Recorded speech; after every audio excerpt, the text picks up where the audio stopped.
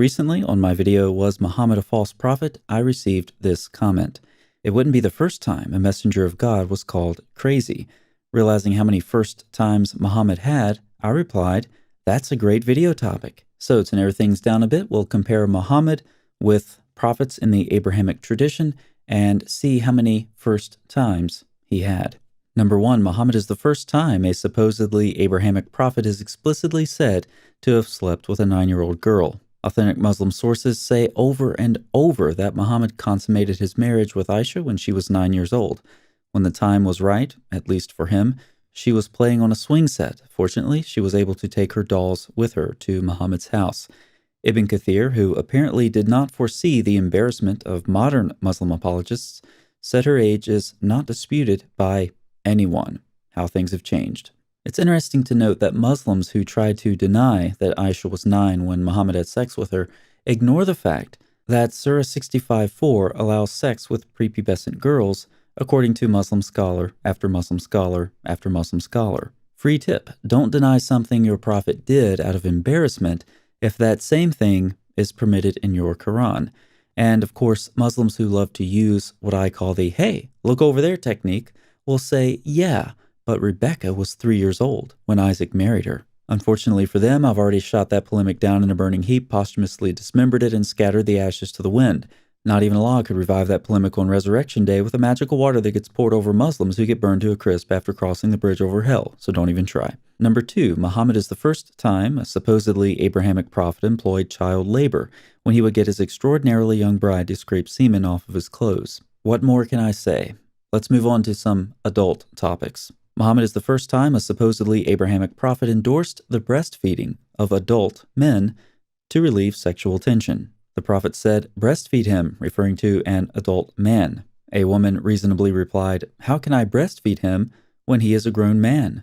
The messenger of Allah smiled and said, I know he is a grown man. Look back through history and think to yourself how much better things would have been if adult men would have been breastfed. Actually, you don't have to. On your screen, I have an exhaustive list of every single time throughout history adult breastfeeding could have contributed positively to relieving inappropriate sexual tension, as Muhammad required. Number 4, Muhammad is the first time a supposedly Abrahamic prophet said the sun sets in a warm or muddy spring. This is described in both the Quran and the Hadith. Abraham, Moses, David, all the rest of them, they failed to observe and report this very simple fact.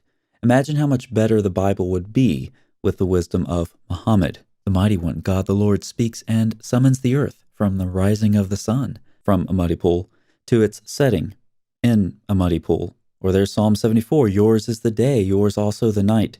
You have established the heavenly lights and the sun, which sets in muddy water. And finally, you shall give him, referring to a hired worker, his wages on the same day before the sun sets in a warm spring. Okay, you want more. How about the untold story of Abraham in Genesis 15? As the sun was going down into a muddy pool of water, a deep sleep fell on Abram, and behold, dreadful and great darkness fell upon him, because the spring was very muddy. When was this sunset spring created? It's right there in Genesis 1. And God said, let the waters swarm with swarms of living creatures, and let there be warm waters for the sun to set in. And finally, an extra biblical example. The sun never sets on the Roman Empire because it sets in a muddy spring. I could do this all day. Number 5, Muhammad is the first time a supposedly Abrahamic prophet heard the music of Satan while receiving his revelations from God. Allah's messenger said, the bell is the musical instrument of Satan.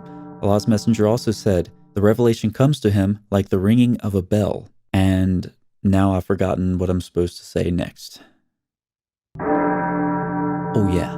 Number 6, Muhammad is the first time a supposedly Abrahamic prophet tempted his followers with the voluptuous women of paradise who are guaranteed virgins. Can you believe the nerve of a God who kept all of this from all of his other prophets for so many years? Number 7, Muhammad is the first time a supposedly Abrahamic prophet informed us that some babies are created for hell. So some women are created to be perpetually deflowered in paradise, while some babies are created for hell. The internal logic of all of this is very internal and very logical. Number 8, Muhammad is the first time a supposedly Abrahamic prophet commanded his followers to participate in a pagan ritual that includes kissing a rock. Why kiss a rock? One of Muhammad's companions provides an answer to this question while he's talking to the rock. So let's listen in on that conversation. Umar came near the black stone and kissed it and said, "No doubt, I know that you are a stone and can neither benefit anyone nor harm anyone. Had I not seen Allah's messenger kissing you, I would not have kissed you." You may ask if all of this, which looks a lot like idolatry, makes sense in a religion that claims to be purely monotheistic. Of course it makes sense. But how does it make sense, you ask?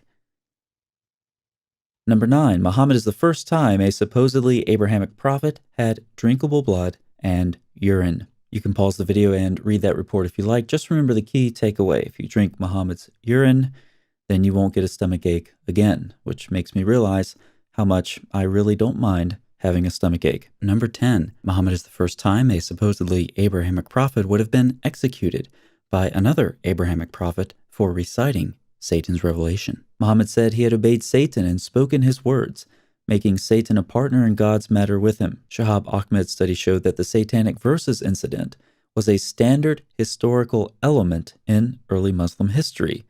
Of course, even more so than Aisha's age, this part of Muhammad's life has become deeply unpopular in recent decades. In Deuteronomy 18, Moses recalls God's words, "But the prophet who presumes to speak a word in my name that I have not commanded him to speak, or who speaks in the name of other gods, that same prophet shall die." According to this verse, claiming to be a prophet of God while being tricked into speaking the words of Satan could be problematic if you prefer to avoid appointments with the executioner. I know what you're thinking. This video could have had a lot more first times, and I agree.